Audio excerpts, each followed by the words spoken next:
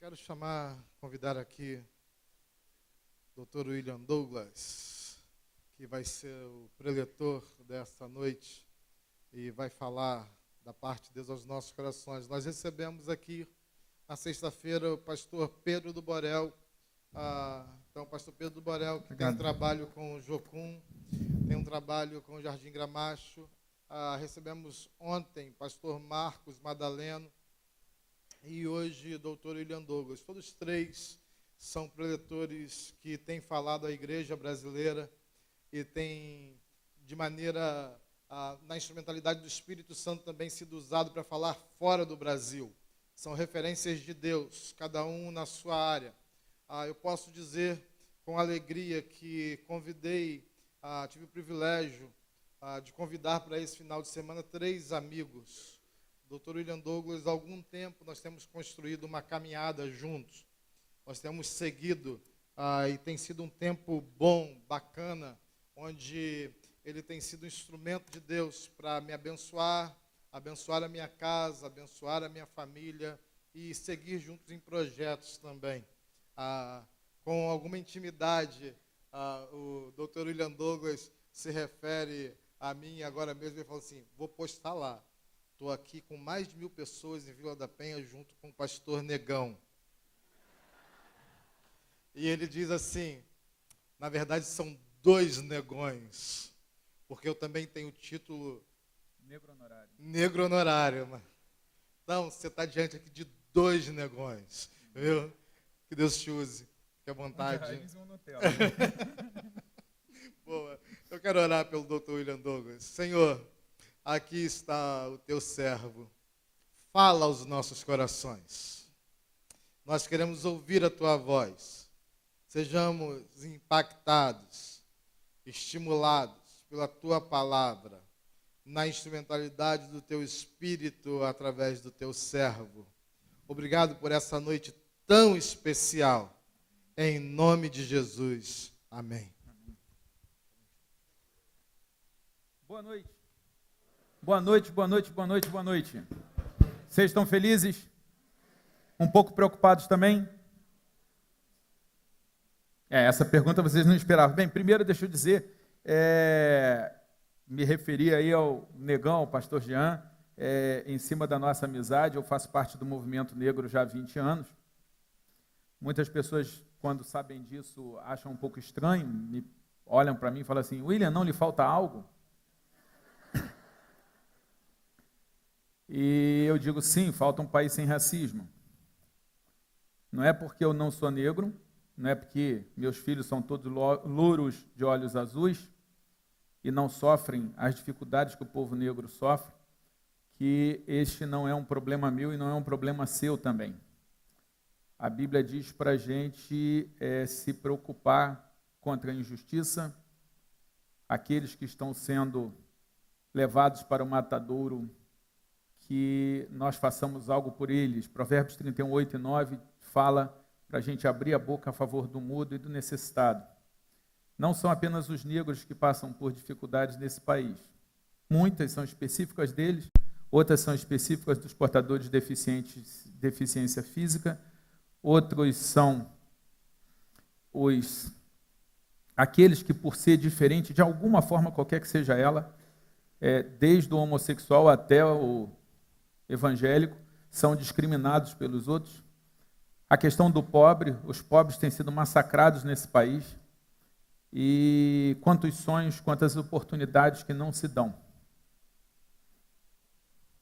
Um dos momentos mais difíceis da minha vida foi quando a filha da minha empregada, negra, tanto a mãe quanto a filha, a menina foi lá em casa, e eu moro num apartamento grande, presente de Deus, e resultado do dinheiro que eu ganhei com o livro para ajudar pessoas, eu fiz para ajudar pessoas, acabei ganhando dinheiro com o livro. E o que aconteceu? Essa menina, filha da minha empregada, foi no quarto da minha filha. Minha filha tem um quarto bonito, todo decorado, com arco-íris, com borboleta, é uma suíte. E essa menina virou e disse: para Deus. A gente pegou ela orando. E ela simplesmente pediu a Deus um quarto igual aquele. E é para mim profundamente incômodo que a minha filha tem o quarto, eu não tenho vergonha disso, eu trabalhei para isso, eu orei para isso, então eu não tenho a menor vergonha da minha filha ter o quarto que tem. Mas eu fico profundamente incomodado com a filha da minha empregada não ter um quarto. Pode não ser tão bom, ok? Pode não ser tão chique, ok? Mas eu fico mais incomodado porque a minha filha tem aula. E a filha da empregada não tem professor. Tem criança sendo promovida automaticamente, passando de série automaticamente. A minha filha tem acesso a passeio, a psicologia, a lazer, a uma psicóloga, aquele negócio todo. E a filha da empregada não tem. Tem alguma coisa muito errada nisso. Tem alguma coisa muito errada nisso. E tudo isso tem a ver com a nossa conversa de hoje, e por me sentir incomodado com essas circunstâncias, e por ter sido convidado pelo Frei Davi, padre franciscano que lidera a Educafro. Ele me convidou quando eu lancei o livro, ele disse, olha, a gente tem aqui um pré-vestibular para negros e carentes, você poderia vir aqui para fazer uma palestra gratuita? E eu fui, me apaixonei pelo movimento, isso tem 20 anos, e há 20 anos estou no movimento negro. O movimento negro fez uma gentileza comigo, de me dar o título de negro honorário.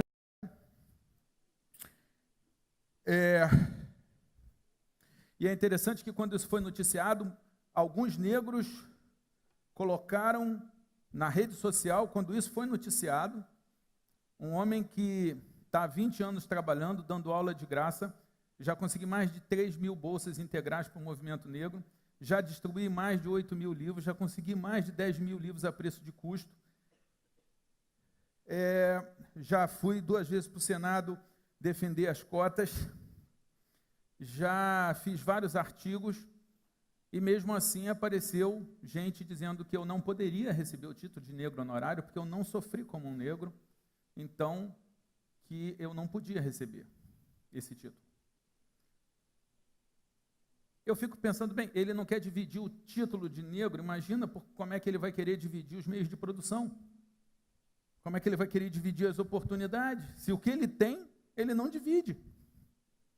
Mas vamos entender que essas pessoas que disseram isso estão tão esmagadas pelas suas angústias que não estão vendo com clareza que sempre que você homenageia alguém, elogia alguém, agradece alguém, isso é uma coisa muito boa.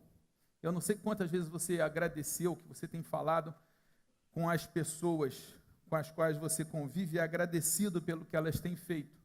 Não sei se você tem agradecido seu pai, sua mãe, seu professor, seu chefe.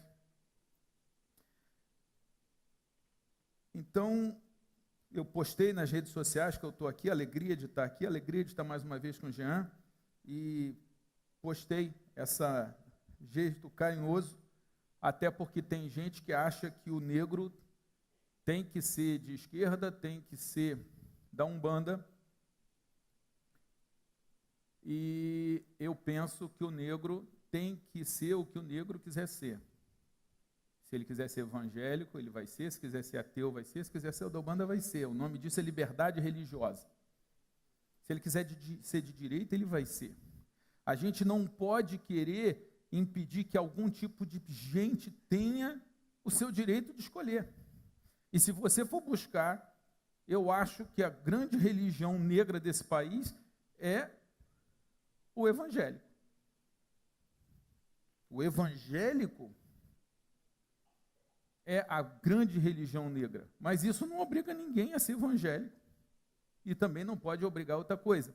E se a gente vai falar de pessoas oprimidas, de coisas que a gente tem para consertar dentro da cidade, uma delas é a violência contra a mulher. Infelizmente, nós vemos um país onde é comum ver o sujeito é rejeitado pela mulher e mata a mulher. Que negócio é esse? Violência contra a mulher. E saiu uma pesquisa mostrando que um grande número de mulheres evangélicas são agredidas pelo marido. E quem fez isso é de uma mídia que não gosta de evangélico, e boa parte da mídia não gosta de evangélico, falando mal dos evangélicos, dizendo, olha, eles também batem em mulher, mas a coisa é tão sem sentido, é tão sem lógica, é tão sem ciência, é tão sem protocolo científico, que eles não perguntaram se o marido é evangélico. O problema vai ser se o marido evangélico bate na mulher. Essa pergunta não fizeram. Não foram muito científicos. Agora, o fato é, a gente sabe, eu não sei o percentual, mas que, infelizmente, existe marido evangélico que bate na mulher. E não pode. É crime. Para início de conversa, é crime. Mas também é pecado. Também é pecado. A ordem da Bíblia é: trate a sua mulher como a si mesmo. Quer bater na sua mulher? Primeiro dê uma surra em você. Sai se autoagride.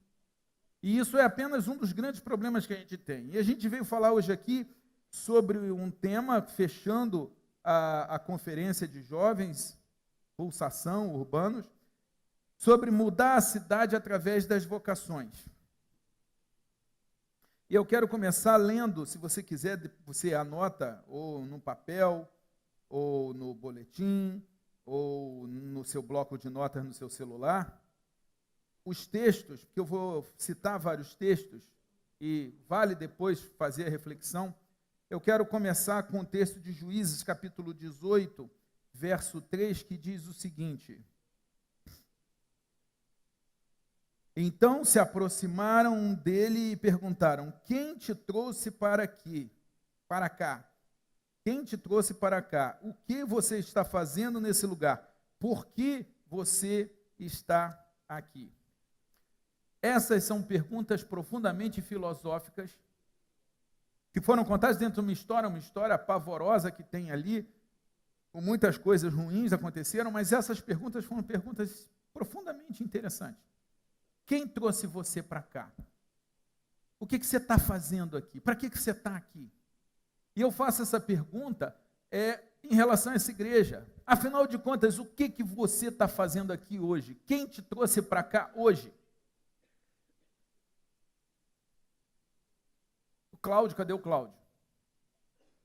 Cláudio, fica em pé. Está lá, está o Cláudio, está lá. O Cláudio trabalha com a Clara, cadê a Clara? Fica em pé também, está lá. O Cláudio veio, porque ele é crente, ele gosta de vir na igreja. Obrigado, Cláudio. Mas ele também falou assim, pô, William, quero te fazer companhia, para a gente bater um pouco de papo. Não, William, é a igreja da Clara, eu quero estar com a Clara, eu quero ir lá prestigiar a Clara, quero ver a Clara. E também quero estar na casa de Deus no domingo. Então ele sabe o que trouxe ele para cá. Mas e você? O que te trouxe? O que você está fazendo aqui? Por que você está aqui? Por que você não está em outro lugar? Agora, se essa pergunta é uma pergunta interessante, eu tenho outra mais interessante ainda. Nesse planeta, quem te trouxe para esse planeta? Não vale dizer papai e mamãe. Essa resposta não é muito específica.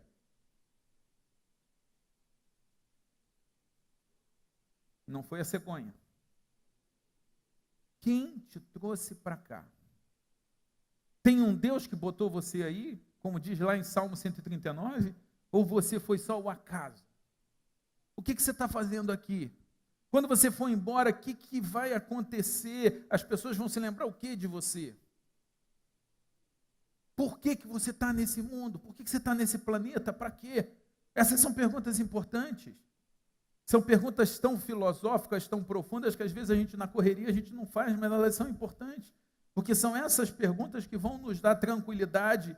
Quando tudo estiver perdido, quando a gente estiver diante do abismo, o que nos salve é a gente saber o que a gente é, o que a gente acredita, por que a gente veio, para onde a gente vai.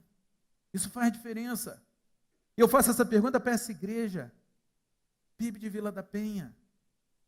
O que essa igreja está fazendo aqui? O que essa igreja, se fosse retirada daqui, como um dia vai ser com arrebatamento, que falta essa igreja vai fazer para essa comunidade? Que falta essa igreja vai fazer para o vizinho? Às vezes, infelizmente, a gente sabe de algumas igrejas que o vizinho vai ficar feliz se a igreja sair dali. E vai dar uma festa no arrebatamento. Por causa do barulho, por causa das pessoas estacionando na frente da garagem. Depois vai piorar um pouco o arrebatamento, depois do arrebatamento. Mas no primeiro momento ele vai ficar feliz. Será que essa igreja vai fazer uma falta boa? Será que cada igreja vai fazer isso? São perguntas que devem ser feitas. E se a gente vai falar de mudando a cidade através das vocações, eu tenho que perguntar para você, faz parte do plano dessa igreja mudar a cidade? Parte do plano dessa igreja mudar o bairro? Mudar o problema do racismo? Mudar o problema da violência contra a mulher? Mudar a exploração do homem pelo homem? Faz parte dos planos? Vocês estão aqui para isso? Será que Deus quer que vocês estejam aqui para isso? Ou não? Ou é só para a gente se encontrar aos domingos, cantar e vai ser ótimo, ouvir a palavra e vai ser ótima, mas a nossa religiosidade vai se esgotar quando a gente sair da igreja? São perguntas que você deve fazer. E aí entra a questão da vocação. Nós temos um problema muito sério no meio evangélico, que as pessoas acham que vocação é só a vocação religiosa. As pessoas acham que só vão servir a Deus, só vão estar servindo a Deus, só vão estar servindo ao rei e ao reino se virar pastor. Ou, no máximo, ministro de música. Ainda vai. Ou missionário. De preferência, a mais de 2.000 quilômetros de distância. E eu quero dizer que existe também uma vocação secular. Deus precisa de juízes. Deus precisa de médicos. Deus precisa de cientistas, de empresários, de professores, de serventes. Em todos os lugares, Deus quer ter seus embaixadores e seus representantes. Então, você não ache que se você foi chamado para ser da área jurídica, se você tem esse desejo dentro do seu coração, que você não vai estar servindo a Deus. Teve uma pessoa que depois de eu falar numa igreja, ele veio e falou assim, olha, eu quero muito ser delegado, o sonho da minha vida é ser delegado de polícia, eu amo, eu vejo todos os filmes, eu gosto, ele é apaixonado, ele foi fazer direito, mas ele também quer servir ao Senhor. Ele disse isso, eu quero servir ao meu Deus. Eu sou tão grato a Jesus que eu quero servir a Jesus, e eu estou pensando em largar o direito e fazer o seminário. O que você acha, William? Eu virei e falei, cara, desculpe, eu vou ser muito sincero. Deus já está com bastante pastor, pode até ter mais, mas já temos ótimos. Mas Deus está precisando de mais delegados. Deus precisa de mais delegados de polícia. Deus precisa de mais auditores da Receita. Deus precisa de mais políticos. E ele estava... E aí eu contei a história que eu sei de um homem muito rico, na cidade de Vila Velha, que o filho era viciado, e esse homem, todas as vezes que o filho era preso, ele resolvia com propina, porque infelizmente existe isso ainda. E o filho era preso, ia lá, pagava, estava resolvido. Até o dia que quem prendeu foi um delegado cristão. Não que apenas os cristãos sejam honestos. A gente conhece cristãos e não cristãos, honestos e desonestos. Não vamos achar, não vamos generalizar.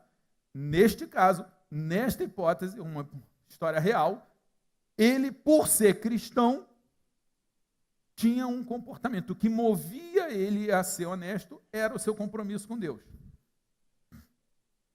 E aí o garoto ficou preso. O pai ficou desesperado. Esse pai e o filho hoje estão convertidos, porque o pai, quando não resolveu com dinheiro, viu que ia ter que tratar o filho.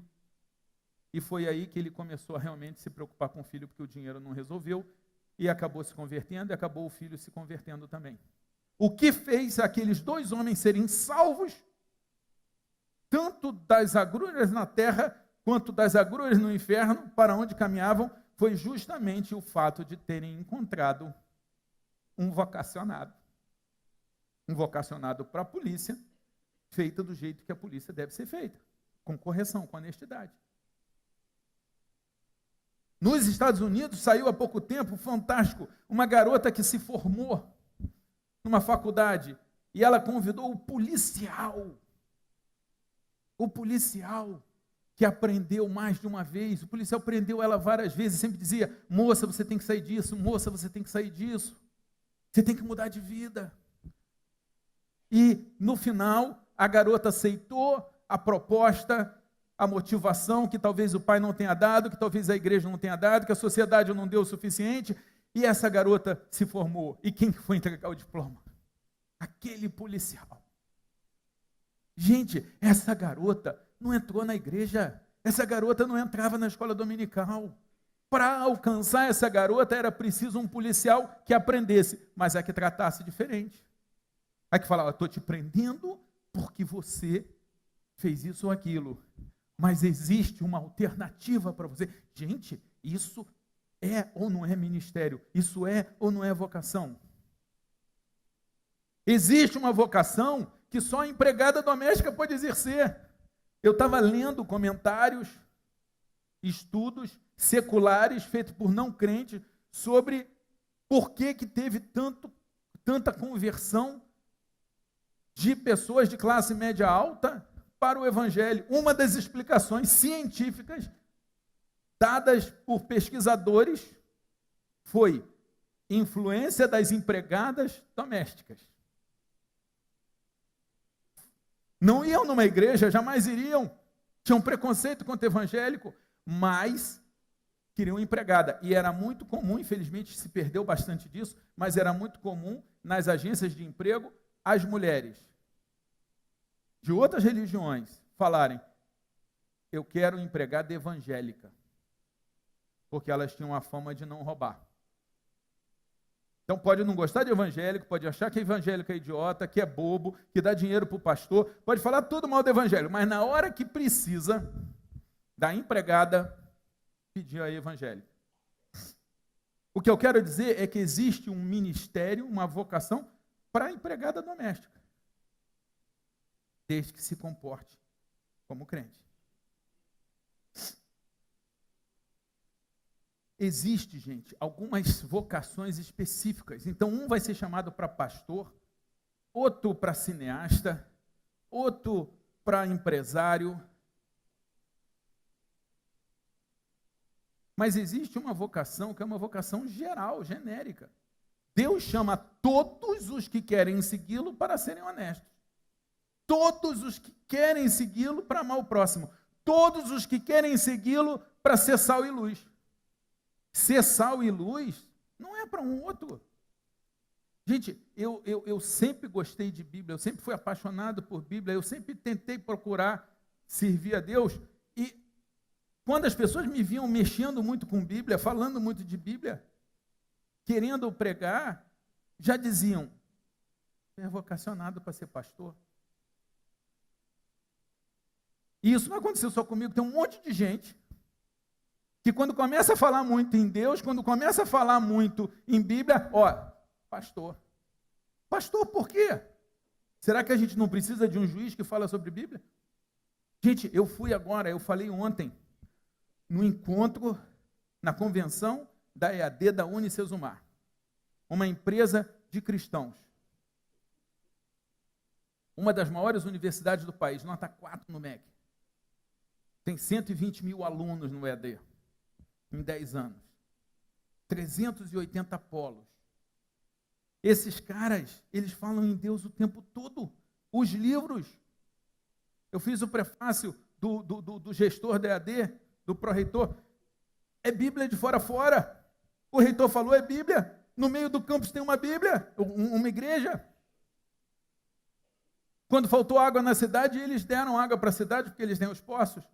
Todos os eventos cristãos ou não na cidade, eles recebem, eles trabalham com refugiado, eles mostraram lá um vídeo, eles estão colocando polos em lugares na Amazônia que não são rentáveis, mas eles estão colocando para dar educação para o povo. E você fala com os caras, é Bíblia o tempo todo. E eles dizem, nós sabemos que nós chegamos até aqui por causa de Deus, e nós sabemos que estamos aqui com uma missão de educação. Eles são fantásticos, a qualidade deles é fantástica. Colocaram 400 pessoas num resort na Bahia, que são os donos de polos. Imagina se esse cara fosse ser pastor, ele não ia ser o que era para ele ser, que é educador. Nada contra os pastores. O que eu quero dizer é que a gente tem que parar de achar que vocação é só coisa de pastor, que lê a Bíblia é só coisa de pastor. É coisa de dentista, é coisa de policial, é coisa de gari. Essa é a grande vocação que nós temos. Então, se você, meu amor, tem uma vocação para ser pastor, siga a sua vocação. Estamos precisando de pastores. Estamos precisando desesperadamente de pastores. E se prepara, porque é a terceira função mais difícil do mundo. E aí você já fica curioso, você quer saber que é a segunda e a primeira, sim ou não?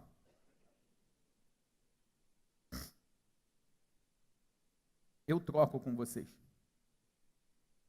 Você faz uma coisa por mim e eu conto para você a primeira e a segunda, pode ser? Estamos negociando. Sim ou não? Você nunca viu um pastor negociar? Vamos trocar ou não vamos trocar? Sim ou não, gente? Repara, eu tenho tempo, vamos embora. Beleza. Eu coloquei no meu Instagram e no meu Facebook, o Facebook é página William Douglas, o Instagram é @William Douglas, uma foto de vocês. Depois que você chegar em casa ou amanhã, você vai colocar lá se essa conversa foi boa para você, se foi útil, se você ficou com alguma dúvida, se você discordou de alguma coisa, se não gostou. Eu queria o teu feedback, o teu retorno. E aí, em troca disso, eu digo a segunda e a primeira. Pode ser? Tem acordo? Levanta a mão quem tem acordo. Quem não aceitou a proposta, levanta a mão. Tá. Então, não vai postar lá. Tudo bem. Para os que aceitaram, eu vou dizer. A segunda função mais difícil do mundo é ser mulher de pastor. E a primeira função mais difícil do mundo é ser filho de pastor. Sim ou não? Então, porque todo mundo acha que filho de pastor é mini pastor. Não é gente. Aliás, pastor também é gente, embora o pessoal ache que pastor é santo, é profeta, é apóstolo. Não é pastor, gente. Mas vamos lá. O que eu quero dizer para você. Você que está aqui hoje e quer servir a Deus, qualquer vocação que você tenha, religiosa ou secular, qualquer vocação específica, Deus quer e vai usar para o seu bem, para o bem de todo mundo que estiver ao seu redor, para o bem da cidade, para o bem do planeta, para o bem do evangelho. E todos vocês que estão aqui, que resolveram ser crentes cristãos, vocês são chamados para uma série de coisas, entre as quais ser sal e luz, entre as quais ser brilhantes, para que as pessoas vejam as suas boas obras e glorifiquem o Pai que está nos céus. Entre as quais andar como Cristo andou, entre as quais, na sua profissão, trabalhar como se estivesse trabalhando para Jesus. Entre as quais buscar a justiça, entre as quais se preocupar com o necessitado, entre as quais evangelizar, entre as quais educar. Você está chamado para tudo isso. E Deus vai usar tudo isso. Então, se eu vou falar de mudar a cidade, eu quero dizer que todos vocês podem e devem mudar a cidade de várias formas, entre as quais, como santos, como embaixadores de Cristo. Eu estou usando o termo bíblico. Você é um embaixador, você é um representante do reino de Deus. Você deve levar as credenciais, os costumes, os valores e as roupas do seu reino para representar aí fora. Você é chamado para ser a carta de Cristo. Você é chamado para ser a Bíblia que as pessoas leem. Quem não lê a Bíblia tem que conseguir ler a Bíblia na sua vida. A 4ª Vara Federal de Niterói é campeã em produtividade.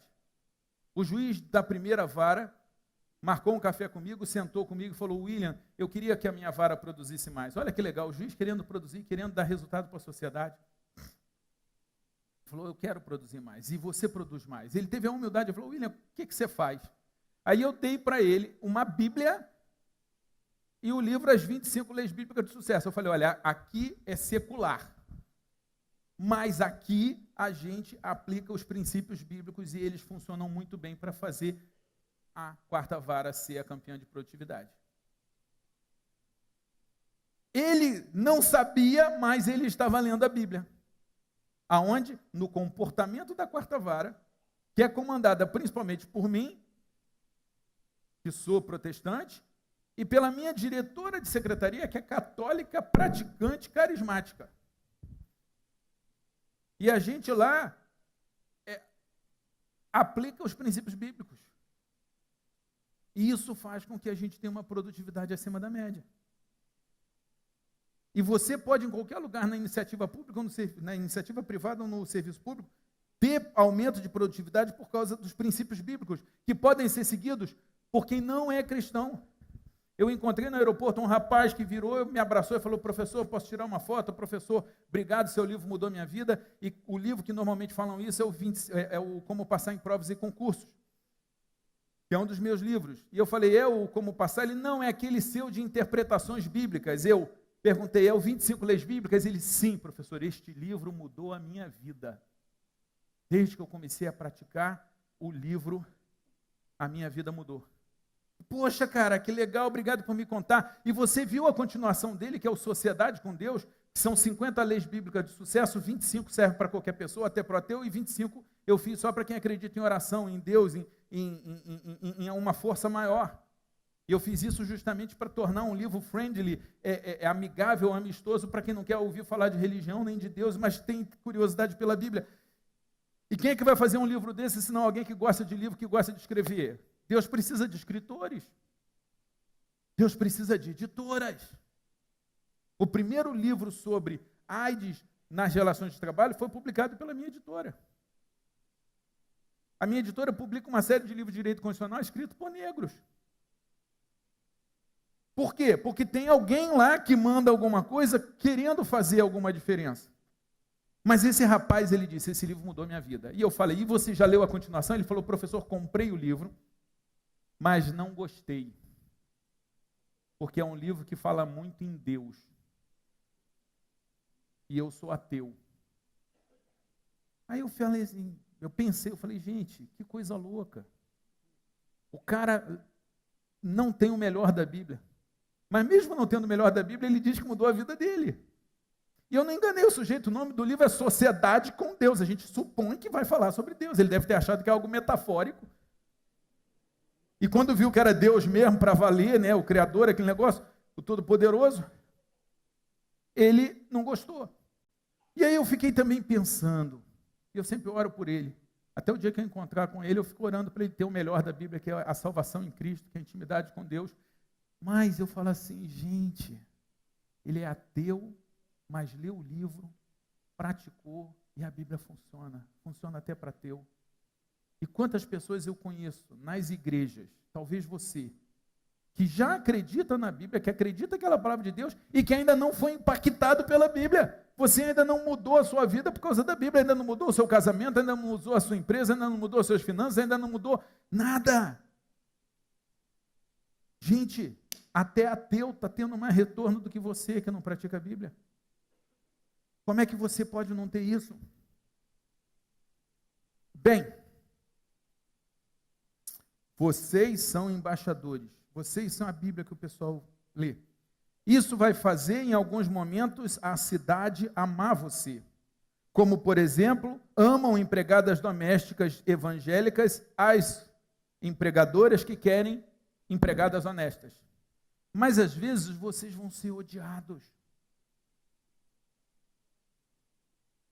Eu já deixei de fazer uma palestra no tribunal, num evento importante, e depois me confidenciaram que a pessoa, o desembargador, que decidia quem ia chamar, uma desembargadora, ela falou, não vamos, surgiu o meu nome, e ela falou, não vamos chamar o William porque ele fala muito em Deus.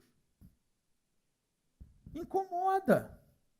Eu já vi um diretor de faculdade de física não ser diretor porque acredita em Deus. E físicos principiantes acham que a física não tem nada a ver com Deus. mas é o momento da física. Você tem muito físico ateu. Quando você falar em pecado, você vai ser odiado. Quando você falar em não adulterar, você vai ser odiado. Em não ter lucro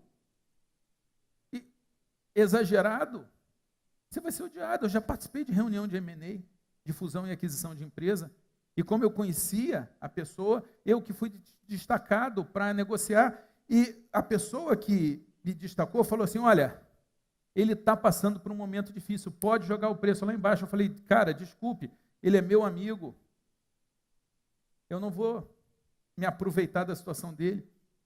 E ainda tem mais, olha, desculpe, eu sou cristão, a Bíblia fala que a gente não pode defraudar o outro, ter lucro desonesto, lucro pela exploração, se aproveitar da decisão do outro, da situação do outro. Então, eu vou propor, mas vou propor o preço justo. Sabe o que aconteceu? Eu fui substituído. Eu não era mau o suficiente para ir fazer a negociação. E quando o cara escolheu o outro, eu disse, olha, eu só quero dizer o seguinte, a minha empresa, porque eu estava nessa situação como acionista de empresa, a minha empresa, que eu coordeno sendo bobo assim, está no azul, e a dele está no vermelho. Opa, mas continuei não indo para a negociação. Mas eu disse, olha só, a minha está no azul. O que eu quero dizer é que o seu comportamento cristão não garante que vão gostar de você, às vezes o contrário. Agora, ainda sobre vocação, eu quero ler para você Filipenses 2,13, para deixar você mais tranquilo quanto à sua escolha. Filipenses 2,13 diz o seguinte, pois Deus está agindo em vocês, dando-lhes o desejo e o poder de realizarem aquilo que é do agrado dele. Isto aqui significa que, e a gente sabe que Deus precisa de gente em todos os ofícios, em todos os lugares, isso aqui significa que esse seu desejo profissional, esse desejo da empresa, esse desejo do curso, esse desejo do crescimento, esse desejo de qualquer coisa que pode ter dentro de você, pode estar sendo dado por Deus, e o mesmo Deus que dá o desejo, dá o poder de realizar o seu desejo. Em suma, escolha o que quiser. Fique tranquilo que se Deus quiser que você faça outra coisa, Ele sabe avisar. Ele vai conseguir te dar uma dica. Você não precisa ficar com medo, Deus não tem problema de comunicação. Segue o seu coração.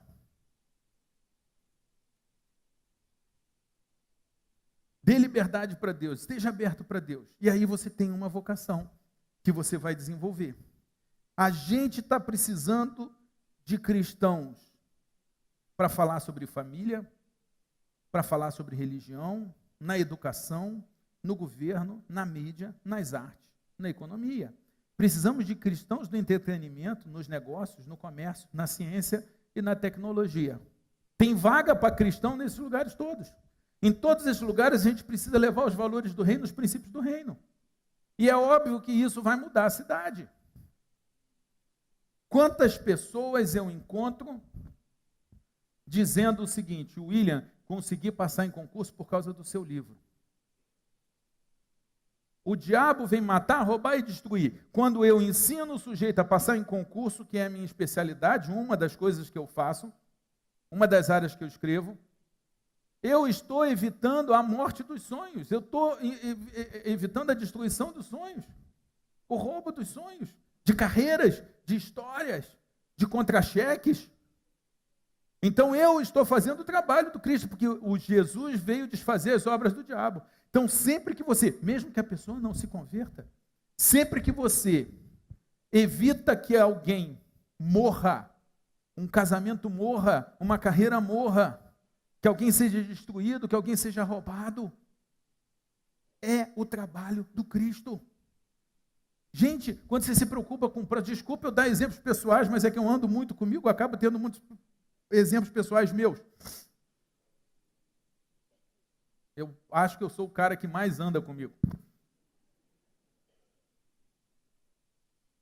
Eu estou no aeroporto esperando meu voo. Estão chamando, última chamada, já estão chamando o nome da família. A porta de embarque é para lá. De repente, eu estou tomando meu café tranquilo, passa uma família, pai, mãe e filho, correndo naquela direção, para outra direção. Já estava na chamada final. Só pode ser a família, esqueci o nome agora, mas a família tal. Eu paro o meu café, eu deixo as minhas coisas, eu corro, eles já estão descendo a escada. Vocês são a família tal? Sim. Vocês estão indo para Guarulhos? Sim. Vocês estão no caminho errado. Gente, só acreditar que está no caminho certo, ou está de boa fé, não funciona. Eles acreditavam que está no caminho certo. Tem um monte de gente aí fora achando que está no caminho certo, só que está pegando o avião para o inferno. Eu gritei para eles e falei, olha, o voo de vocês está do outro lado. E aí, como eu sabia que estava na última, eu saí correndo. E eu fui para a porta de embarque e falei com a mulher, olha, a família tal está chegando, segura o voo, não encerra, porque depois que encerra o voo, acabou. Não encerra, porque a família está chegando. E aí, quando a mulher passa esbaforida indo, ela fala assim, ô professor, obrigado.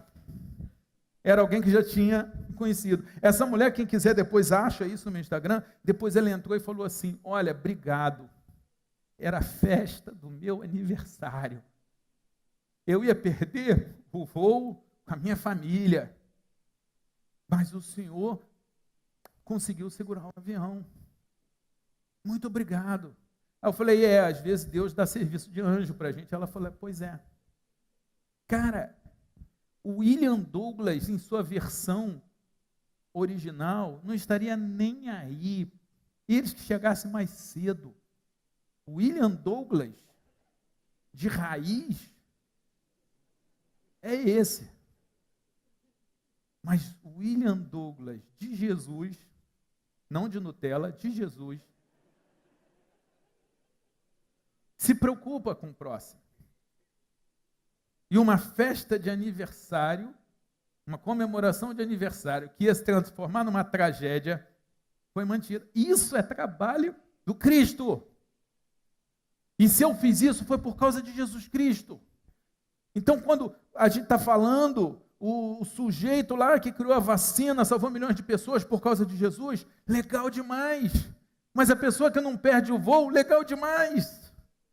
Vocês são chamados para ser esse tipo de gente o tempo todo. Eu sou chamado para ser esse tipo de gente o tempo todo.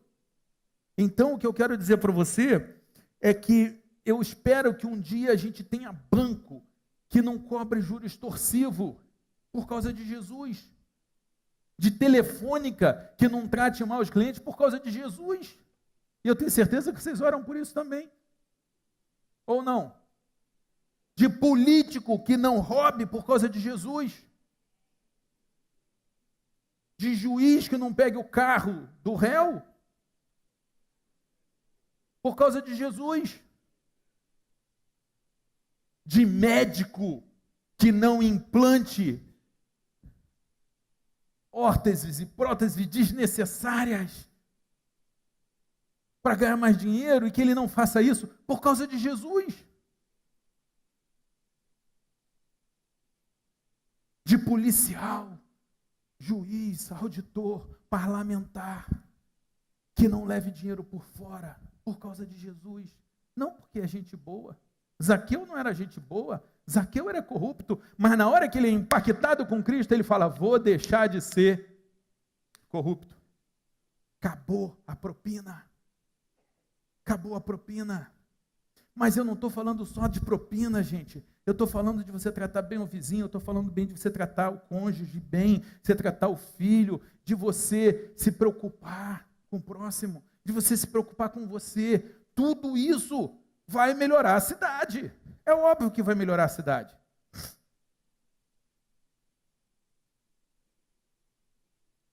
Qualquer que seja o seu projeto, ponha Jesus dentro dele. Aí vamos falar de mudar a cidade. Eu falei um pouco de vocação, mas eu quero falar de mudar a cidade. Eu gosto de algumas perguntas. Quem vai fazer o quê, quando, como, onde, por quê e para quê? São 7 perguntas. Você pode decorar. Sempre que você tiver um problema para resolver, você tem que fazer essas 7 perguntas. Quem vai fazer o quê, quando, como, onde, por quê e para quê?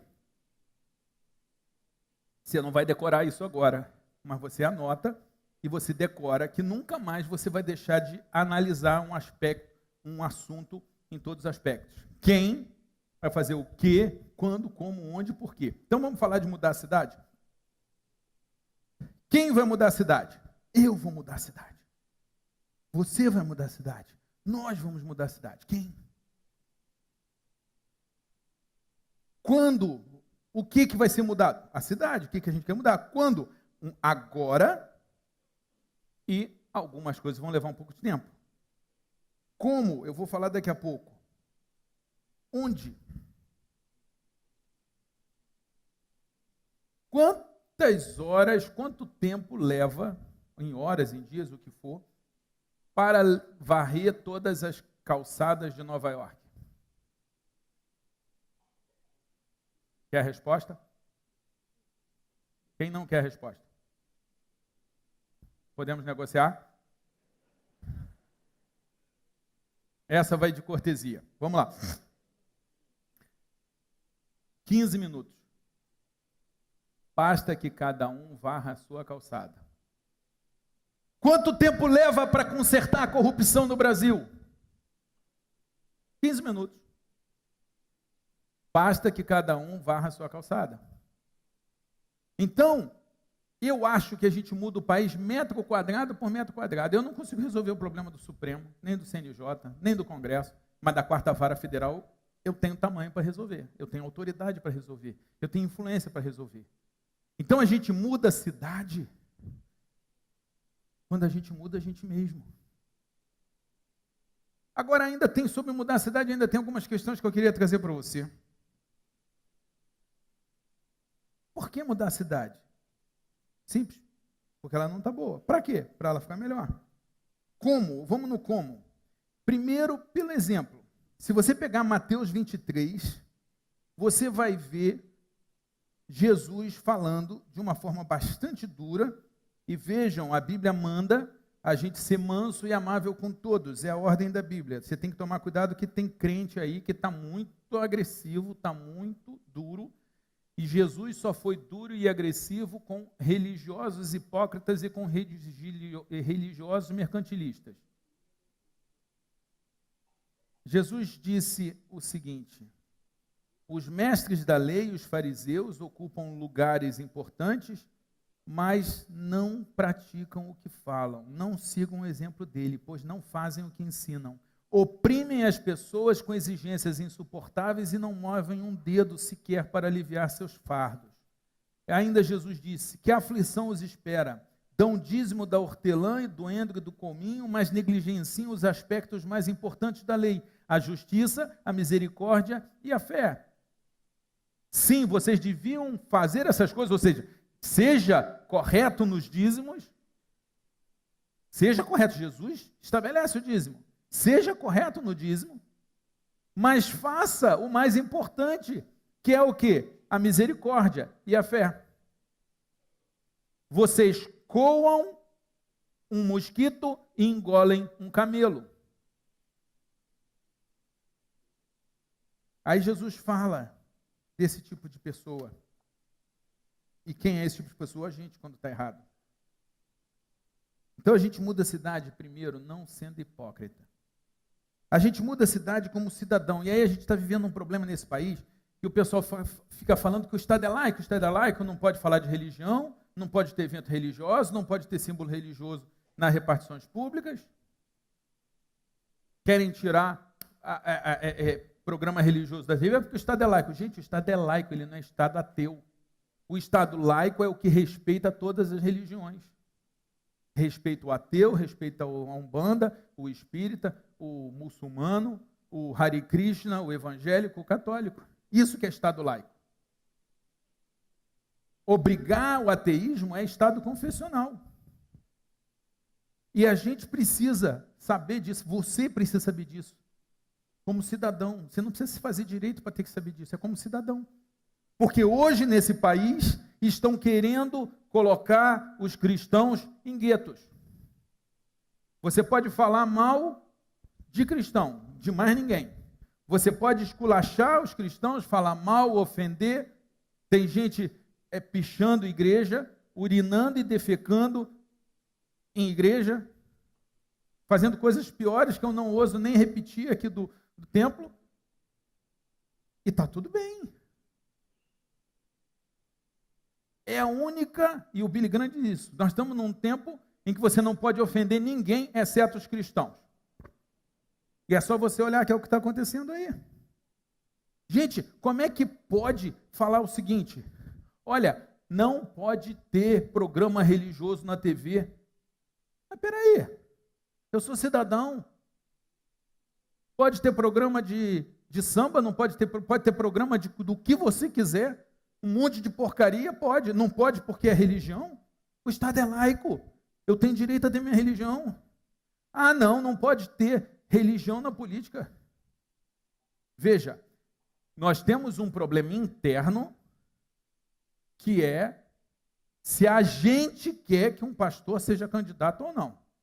Se a gente deve ou não colocar pastor como candidato. Se o pastor deve continuar pastor ou não, isso é um problema interno. A decisão é nossa enquanto comunidade. Agora, alguém lá de fora dizer, você não pode ser candidato porque é pastor? Estão tentando falar isso. Ah, não pode ter bancada religiosa. Peraí, tem bancada da bala, tem bancada da esquerda, tem bancada do sindicato, tem bancada do empresário, tem parlamentar que representa time de futebol, então tem parlamentar que representa os artistas, tem parlamentar que representa os maconheiros, os gays, as feministas. Só não pode ter parlamentar que representa a gente, que é cidadão, que paga imposto. Esse é o país que nós estamos vivendo. Essa é a cidade que a gente quer transformar. Uma cidade que boa parte daquilo que a gente acredita, o pessoal acha errado. Neste momento, senhores, nas aldeias brasileiras, um recém-nascido indígena que nasce aleijado, ele é assassinado.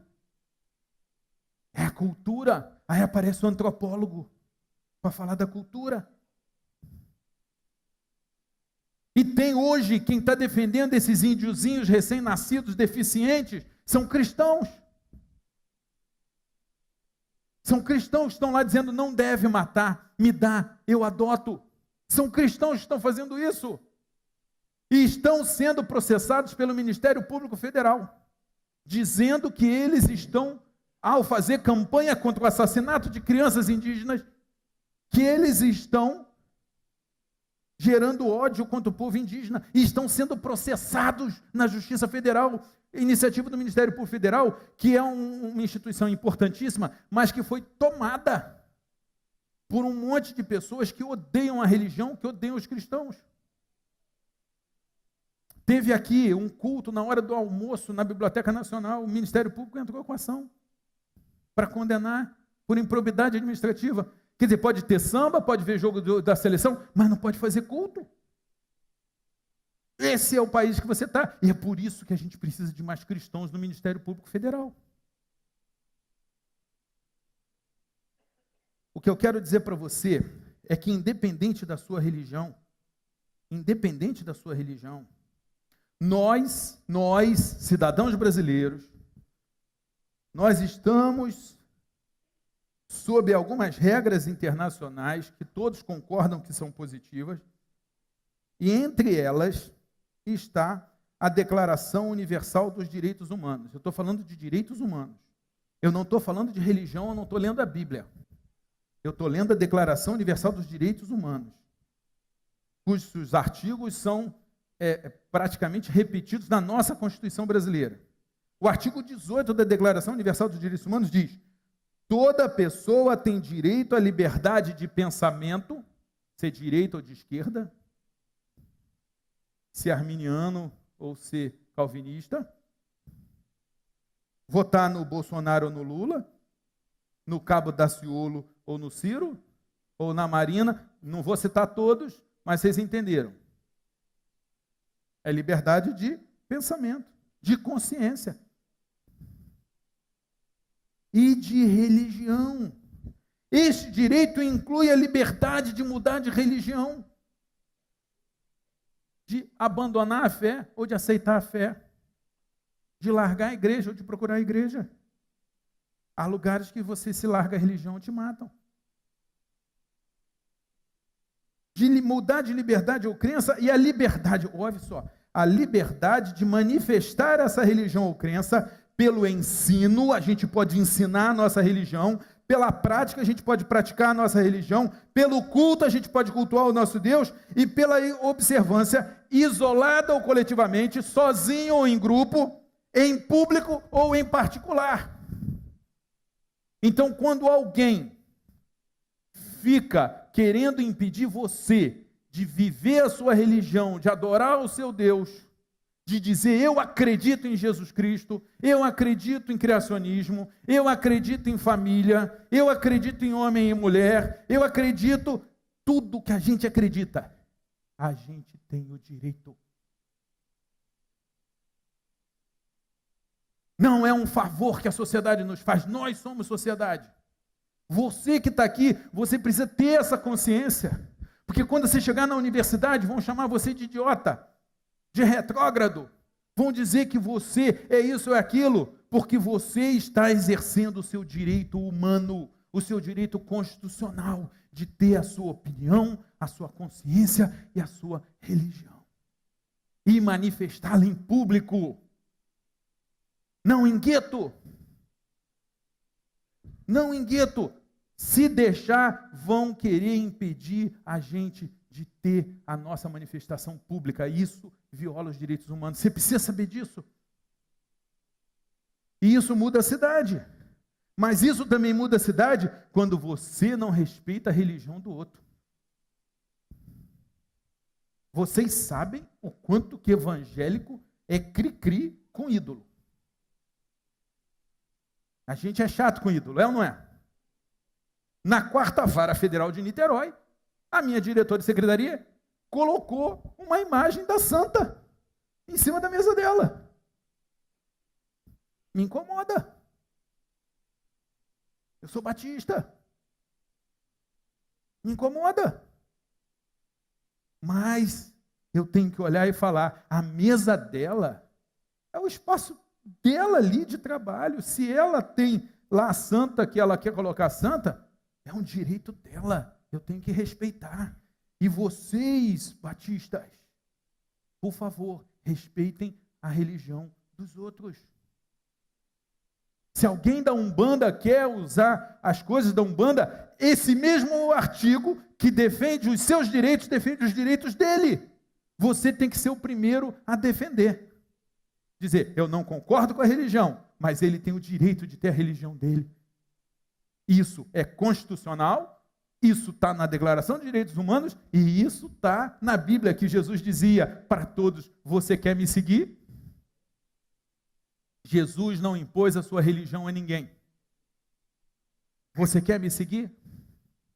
E para aqueles que o seguiam, quando começou a ficar difícil, ele vira para eles e diz, quereis vós, muitos estavam abandonando Jesus, quando viram que o negócio não era só ganhar pão e peixe de graça, quando viram que era um pouco mais sério o negócio, um monte de gente largou, e Jesus vira para os discípulos e fala, quereis vós também me abandonar?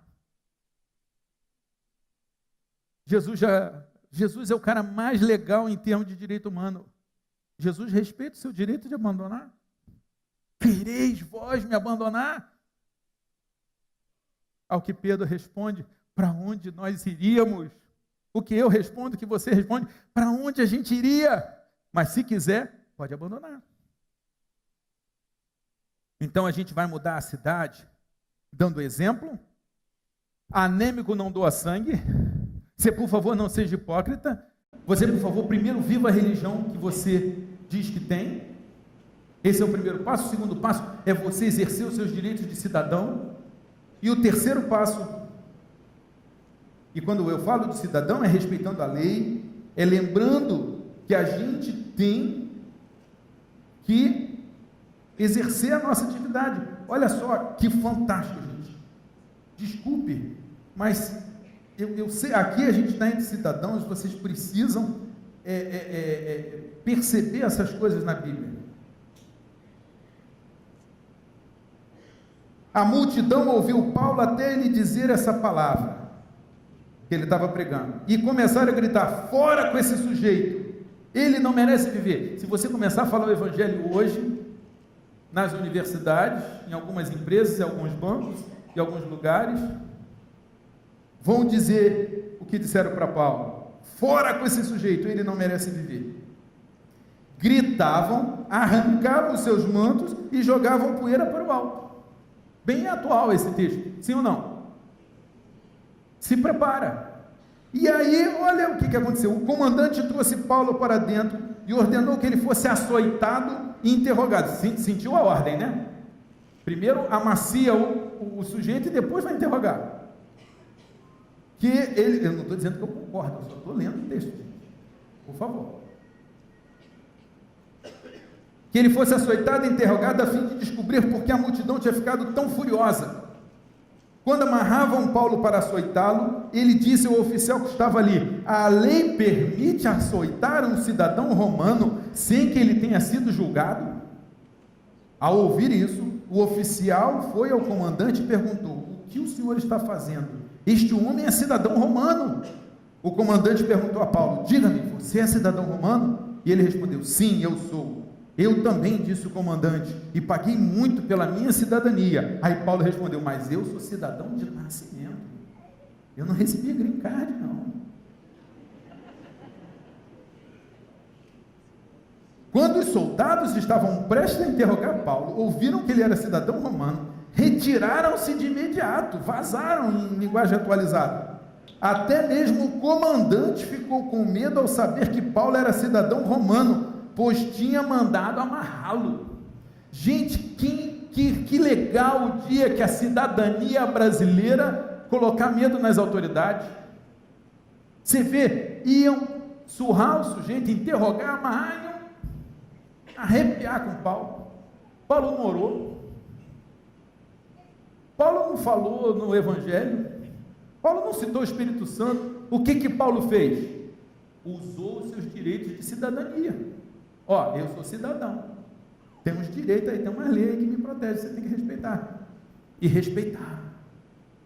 Então você que está aqui, tem hora que você vai orar, invocar o Espírito Santo, mas tem hora que você, claro, a gente está o tempo todo orando, duvido se a polícia te parar, você não vai orar um pouco, é um momento espiritual. Duvido que se tiver um negócio aí, um tiroteio, gente, o cara ora. Dizem que não existe ateu nem em trincheira, nem em CTI, nem em avião caindo.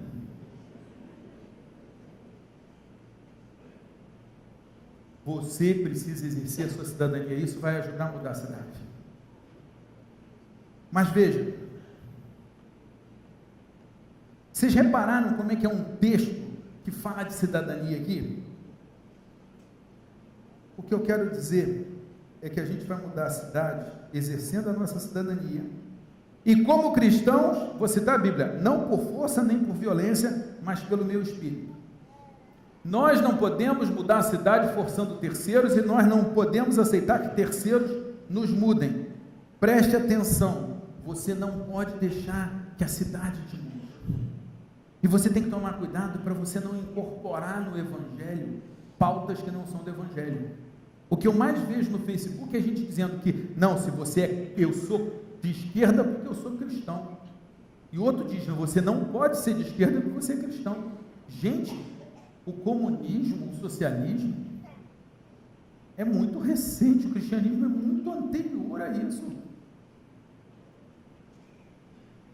Você, por favor, toma cuidado com isso. Cuidado com alguém que diz, não, você tem que ser de esquerda ou você não pode ser de esquerda. O cristianismo é muito maior do que a esquerda, do que a direita, do que o capitalismo. A gente já existia antes e a gente vai existir depois dessas coisas. Então você toma cuidado para a gente não mudar a pauta. Tem uns caras aí falando que você não sabe se ele é crente ou se ele é comunista. Ele misturou as duas coisas e aí você não consegue separar. E tem crente sério, honesto, generoso na direita e na esquerda. E tem safado, hipócrita na direita e na esquerda. E não crente, tem gente séria na direita, gente séria na esquerda. Então vamos parar com esse maniqueísmo, vamos parar com essa generalização, vamos parar de querer impor o que a gente pensa aos outros e usar Jesus e a Bíblia como argumento. Isso é errado. Isso é errado. É errado o pastor que usa a igreja como curral eleitoral, e é errado aquele que mistura o evangelho com outros argumentos. Isso foi assim nos Estados Unidos. Se você assistiu o filme, lê a história, o pessoal usava a Bíblia para convencer os negros que eles deviam se comportar como escravos. Gente, o que é isso? E a gente não pode repetir isso. Bem, eu tenho que terminar. Eu já esgotei o meu tempo. É uma coisa que eu faço com uma certa frequência. Quero pedir perdão aos irmãos. Mas eu não posso deixar, ao sair daqui, mais 5 minutos eu termino. Tenha um pouco de paciência. Se necessário, eu posso mandar preparar um mandado específico para o amigo, para o irmão, para ele se sentir mais reconfortado. Mateus 5, 20. Anota aí.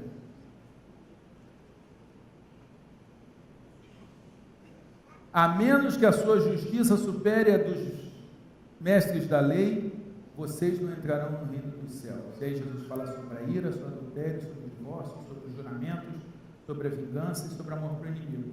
Você só vai mudar a cidade quando você primeiro mudar você. Como cidadão, depois você lê 1 Pedro 2,13. Agora, como cristão, eu quero lembrar você, que quem criou o conceito de direitos humanos foram os cristãos. Estado laico, Jesus Cristo. Quem começou a se preocupar com o pobre, Jesus Cristo. A defender doente, idoso, deficiente físico, foram os cristãos. A educação era só para quem era rico e para quem era homem. Quem começou a educar todos foram os cristãos, porque a ordem foi: ide e ensinai a todos. Então, se hoje a gente tem educação para todos, foi Jesus Cristo. O primeiro homem que defendeu que não era possível a escravidão, baseou o seu argumento dizendo: nós somos a semelhança de Deus, logo não podemos ser tratados como coisas, não podemos ser vendidos. Quem começou a lutar contra a escravidão foram os cristãos. Todos os lugares onde aconteceram avivamentos, diminuiu o adultério, diminuiu a prostituição, diminuiu a corrupção e começou a haver mais justiça social. Então, que aqueles que falam mal dos cristãos, que olhem a sua boca. Porque, com todos os defeitos da sociedade, tão esculachada, portanto, a sociedade judaico-cristã ocidental, aqui, com todos os nossos erros, a mulher não usa burca. Pode escolher a roupa que quiser. Algumas têm escolhido não usar roupa nenhuma. O feminismo cresceu no espaço aonde há valores cristãos. O pessoal fala dos cristãos, mas em país muçulmano ele corta a mão. Aqui a gente fala: se arrependa, pare de roubar, comece a trabalhar para ajudar o necessitado. A nossa proposta é diferente. Em países muçulmanos, eles jogam homossexuais dos prédios. Eles jogam o sujeito para baixo. Aqui, tudo que a gente quer para homossexual e para qualquer outro tipo de pessoa é jogar para cima, é jogar para o céu. O que a gente precisa ver é que falam tão mal de Jesus, ofendem tanto Jesus, porque os cristãos são, na sua grande maioria, pacíficos. Faz isso com Maomé. Vai, faz. Vê o que acontece. Olha, fala de Maomé. Agora, por que falam tanto de Jesus? que nós somos pacíficos. Então o que eu quero é que você, ao sair daqui, quando a gente está falando da cidade, você saia daqui com muito orgulho de ser cristão, com muito orgulho da sua história, com muita consciência de que você tem uma cidadania que tem que ser respeitada, a sua religião tem que ser respeitada, e se alguém não respeitar isso, ele é que está errado e não você. Um dos textos que eu ia terminar, e são dois os textos que eu ia terminar. Olha só, a gente pode até ser pacífico, mas a gente tem um probleminha. A gente tem o dever de honrar o rei, de obedecer o rei, de orar pelas autoridades, de ser pacífico, mas quando isso for contra o que Deus nos manda, a gente vai ser o do contra. A gente vai ser assassinado, a gente vai ser queimado, a gente vai ser enforcado, como tem sido há muito tempo. Daniel podia muito bem ter fechado a janela quando foi orar. Ele não fechou a janela. Ele foi para a cova dos leões porque ele não fechou a janela. Eu gostaria de, como irmão seu em Cristo, pedir a você que quando você tiver prestes a ser colocado em prova, que você lembre que você faz parte de uma tradição de homens que vão para a cova dos leões, mas que não negam a sua fé. Como foi dito agora há pouco, e eu acho que isso é um sinal de Deus, de que essa mensagem hoje é não minha, mas sua. Foi dito, o que nós podemos dizer diante de tantas coisas maravilhosas que Deus fez por nós? Se Deus é por nós, quem será contra nós? Se Ele não poupou nem mesmo seu Filho, mas o entregou, acaso não nos dará todas as outras coisas? Quem nos condenará? Ninguém, pois Jesus morreu por nós.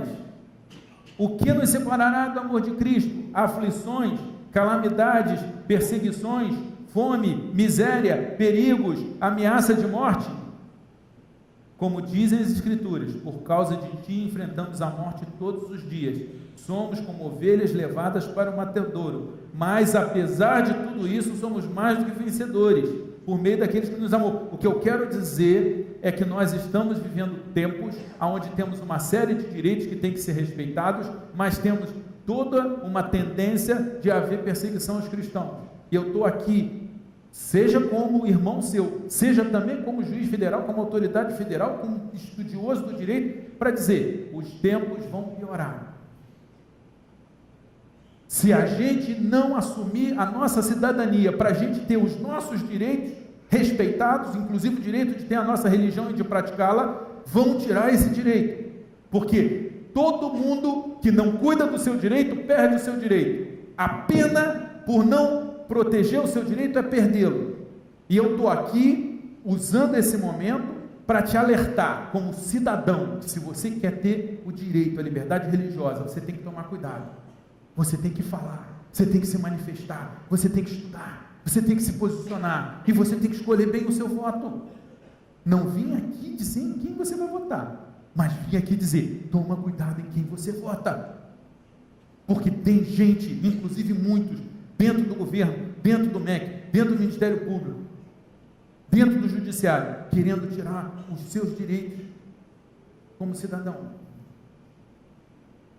E já foi assim antes, e me desculpe eu estar passando o tempo, mas eu realmente não posso perder a oportunidade de, dentro desse assunto, falar isso contigo. Eu vou terminar, é o último texto, Hebreus 11. Vamos lá. Estou dizendo que se não tomar cuidado vai piorar, mas acabei de dizer, o que vai nos separar do amor de Deus? Miséria, fome, perseguição? O que está dito aí na entrelinha? Que você pode passar por isso. E aí, meus irmãos, desculpem, vou ler Hebreus 11, a galeria da fé.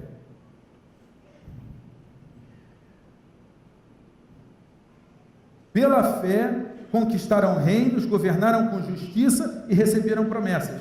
Fecharam a boca de leões, apagaram chamas de fogo, escaparam de morrer pela espada. No Coliseu Romano, a história conta que algumas vezes os leões se recusaram a matar os crentes. Os soldados foram lá e mataram com espada, porque os leões não fizeram o serviço. Algumas vezes Deus tira da cova, às vezes Deus tira do fogo. Algumas vezes está aqui. Tornaram-se poderosos na batalha e fizeram fugir exércitos inteiros.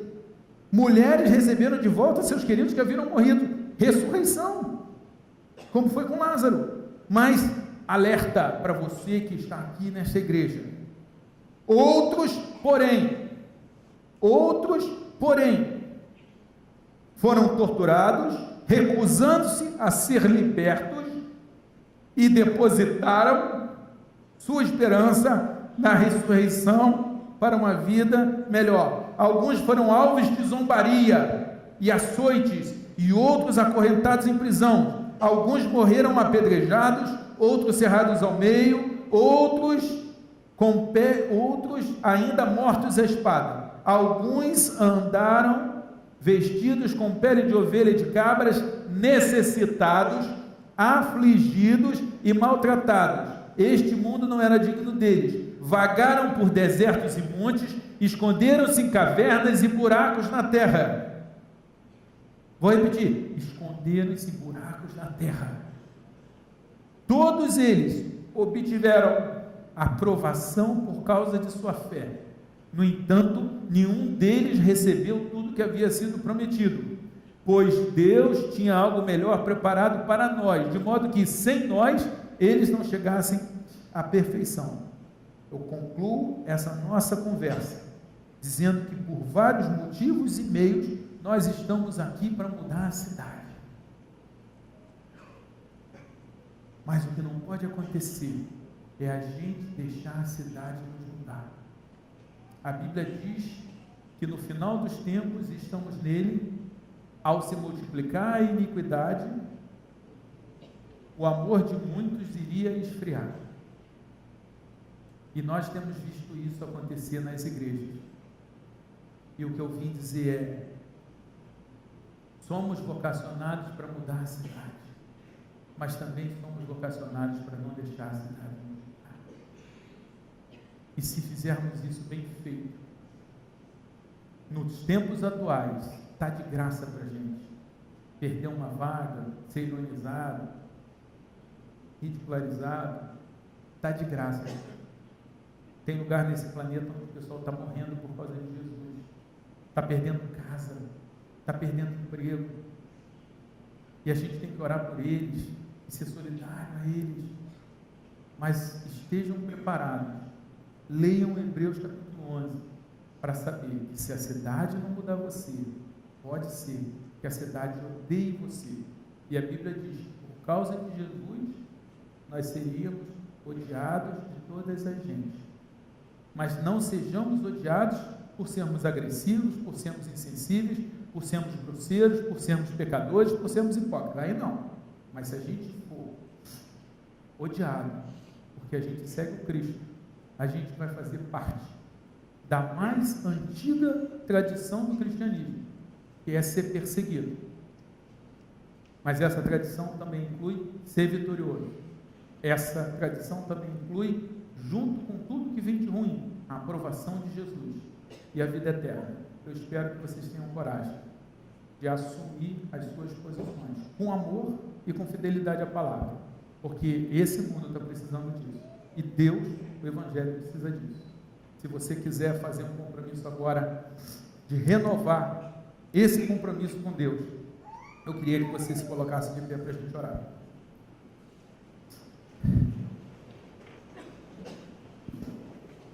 Senhor Deus, eu quero te entregar cada pessoa aqui nas tuas mãos, que cada um aqui esteja preparado, Senhor, para exercer a sua cidadania, para ser um exemplo e para seguir o Cristo, custe o que custar. Dá-nos força, dá-nos sabedoria, dá-nos proteção. Nós te pedimos que tu esteja conosco e nós possamos influenciar esse país para se tornar um país justo, um país com menos corrupção, um país com menos violência, e que nós sejamos os primeiros a mudar, que nós sejamos o exemplo. É o que nós te pedimos e agradecemos em nome de Jesus. Amém.